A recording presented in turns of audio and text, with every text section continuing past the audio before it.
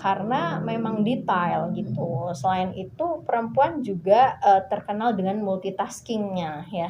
Mungkin pernah bicara soal pemimpin, itu adalah seni untuk menginfluence ya, mengajak gitu. Bedanya udah sekitar 70 tahun yang lalu lah Ibnu IPPNU ini berkiprah dengan luar biasa dan juga melahirkan tokoh-tokoh yang luar biasa sekali gitu.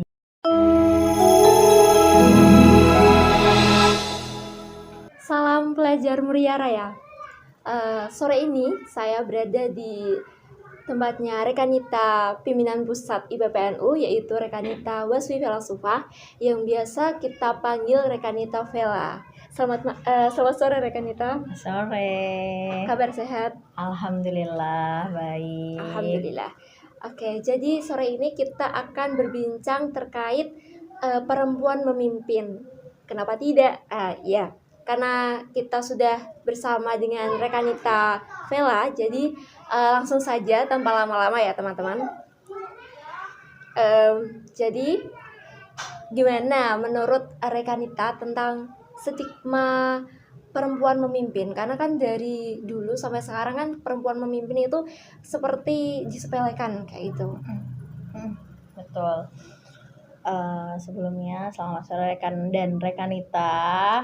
Senang sekali ya dapat tamu dari rekan dan Rekanita PAC IPNU IPPNU Dawe gitu ya. Dan juga dengan judul yang luar biasa sekali, perempuan memimpin ya, kenapa tidak gitu ya. Oke. Mungkin saya mau mulai sharing ya tentang tadi bagaimana kita tahu stigma perempuan yang identik dengan dapur, sumur, kasur ya. Nah, itu yang udah dari abad-abad yang lalu mungkin kita kenal dengan seperti itu. Namun belakangan ini tentu banyak sekali perempuan-perempuan yang udah ada dimanapun ya, mulai dari di politik, akademisi, bisnis, bahkan istri Rasulullah, anak-anaknya Rasulullah yang perempuan juga ini luar biasa sekali ya. Jadi mungkin di antara banyaknya stigma negatif, nah bagi Rekanita nih khususnya dan juga rekan, ayo kita fokus ke yang positifnya aja gitu. Bagaimana perempuan juga bisa loh memimpin ya, karena Allah juga ini ya udah pernah bersabda dalam Al-Quran kalau misalkan kita ini adalah seorang pemimpin ya, nah itu nggak mengkotak-kotakkan perempuan ataupun laki-laki gitu. Jadi baik perempuan ataupun laki-laki sama nih porsinya gitu, bisa menjadi pemimpin, khususnya memimpin siapa? Diri sendiri. Seperti itu. Oke. Selama proses perjalanan dari pimpinan komisariat ya Rekanita? Iya. Sampai di pimpinan pusat pastinya kan ada prosesnya kan tidak mudah. Nah, apa tantangan terbesar yang dirasakan sama Rekanita? Tentunya saya dulu waktu di komisariat juga nggak pernah membayangkan ya kalau bisa sampai pimpinan pusat gitu. Apalagi dulu ya kalau di pondok ya, terus teman-temanannya ya masih teman-teman lingkup kecil gitu ya, belum sampai aktif di PC dan lain-lain, itu juga belum kepikiran gitu. Nah, tapi tentu ini hal yang luar biasa, semua terjadi secara kebetulan.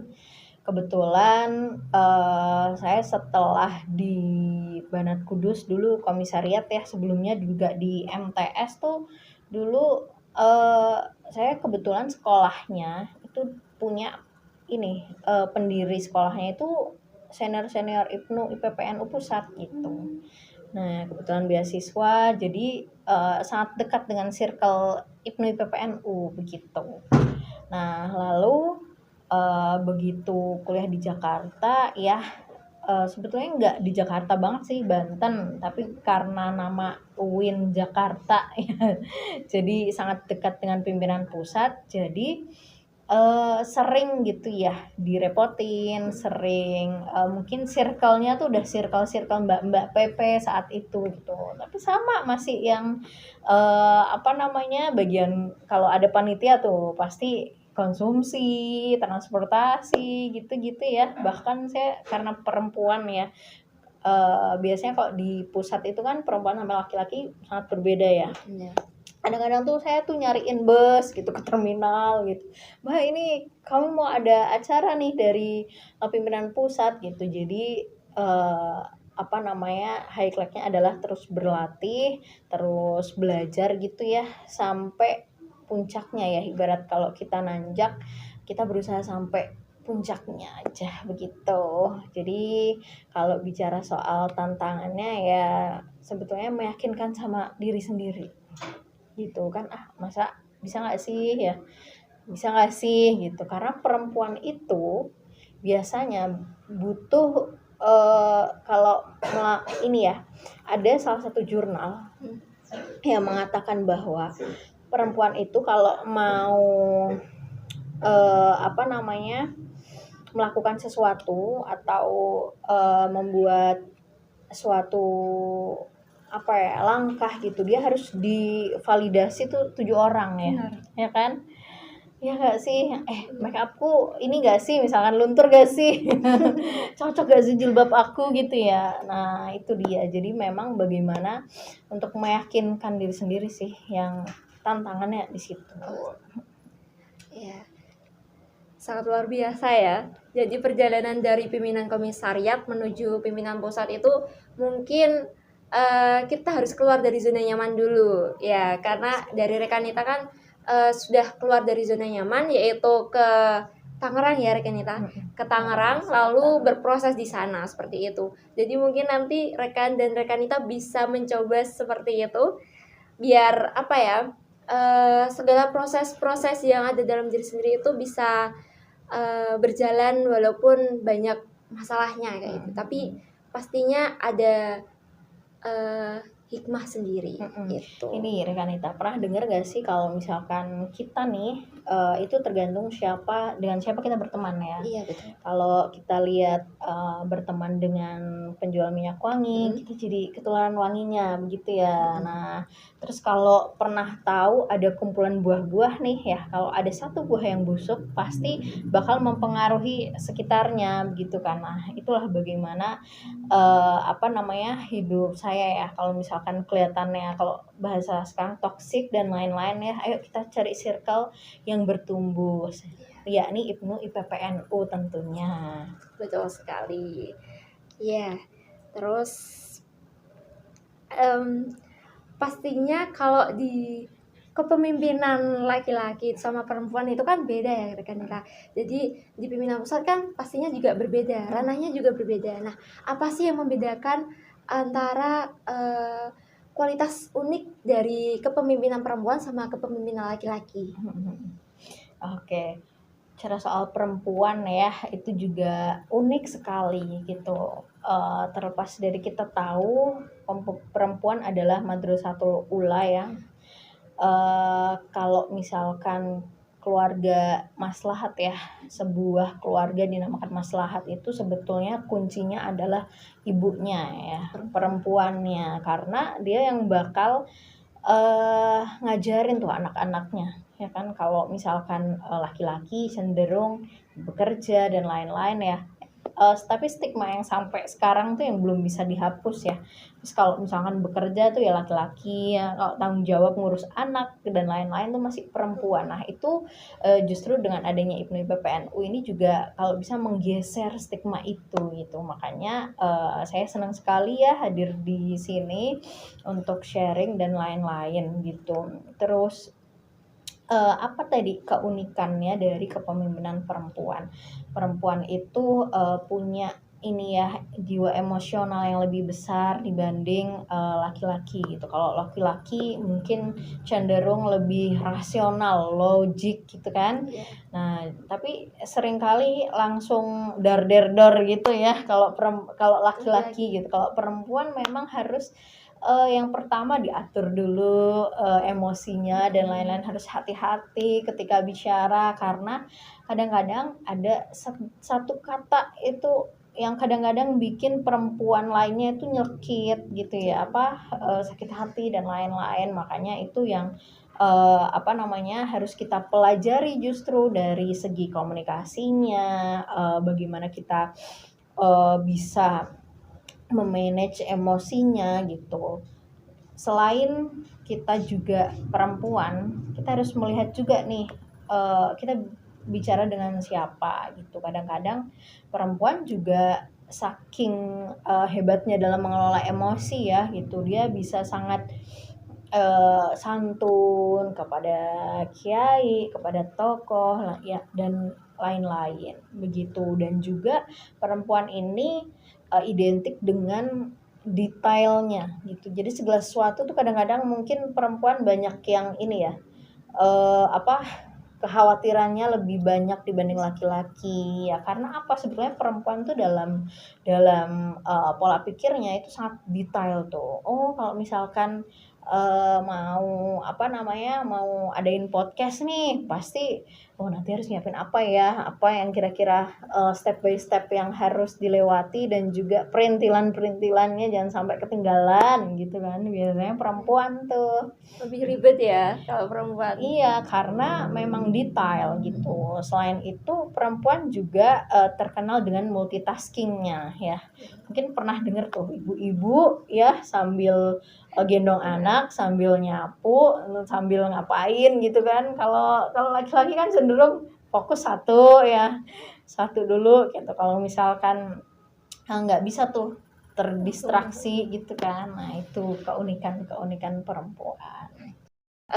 Di salah satu feed Instagramnya Rekanita kan ada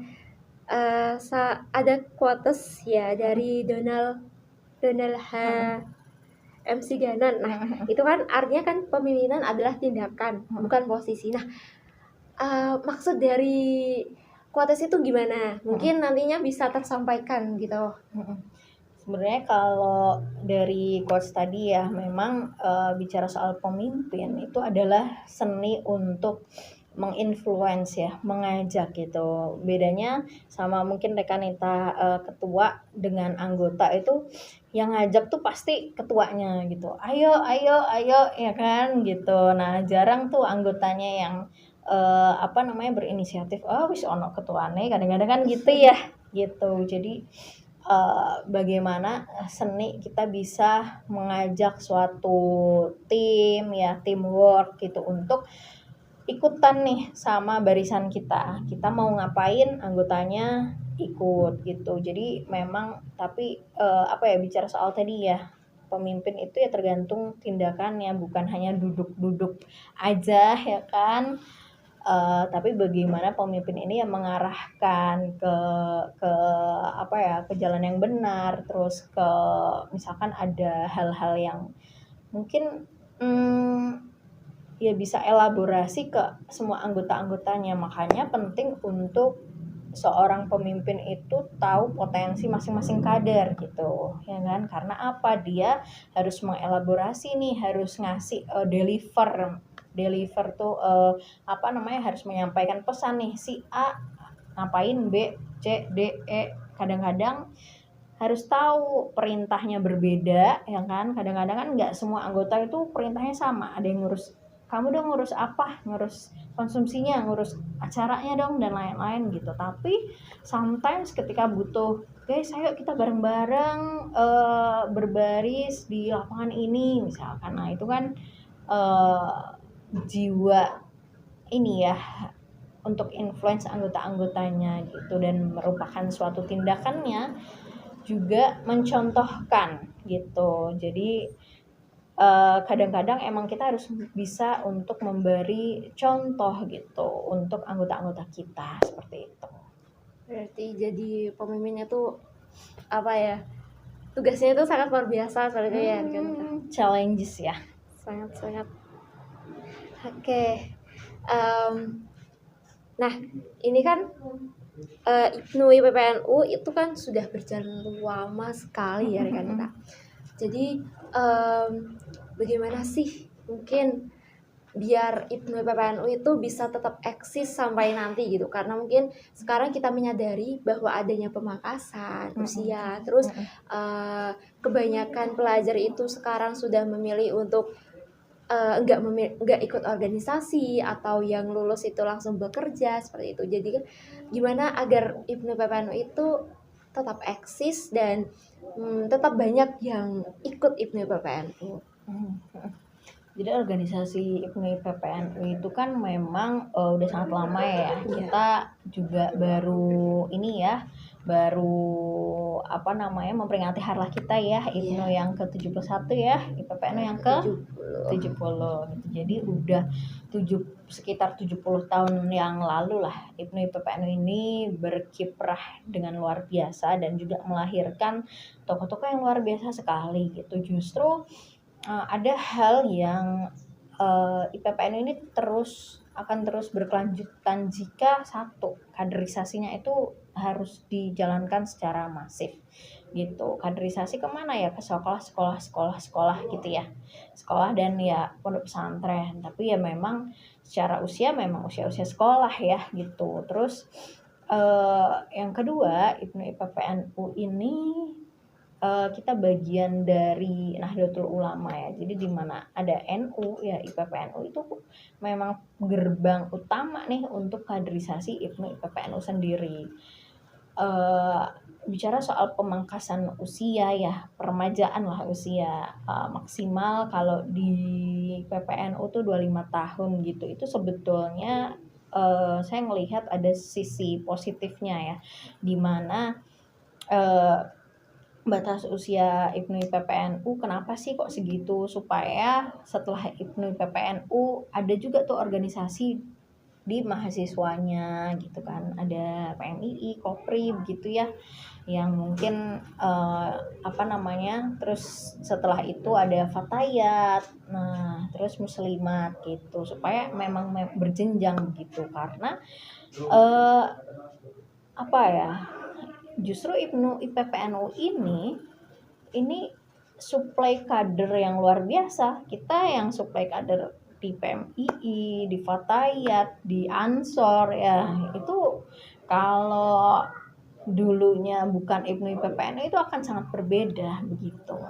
Coba kalau di Fatayat kan sampai ranting juga ya. Kalau di PMI kan sebetulnya cuma sampai kampus gitu. Lalu siapa nih yang ngurusin sampai desanya, sampai rantingnya gitu ya, dan lain-lain gitu. Maka dari itu saya rasa nggak masalah ada pemangkasan usia itu, hanya biar ya kita hadir di usia pelajar gitu, lebih masif di usia pelajar dan sekolah gitu.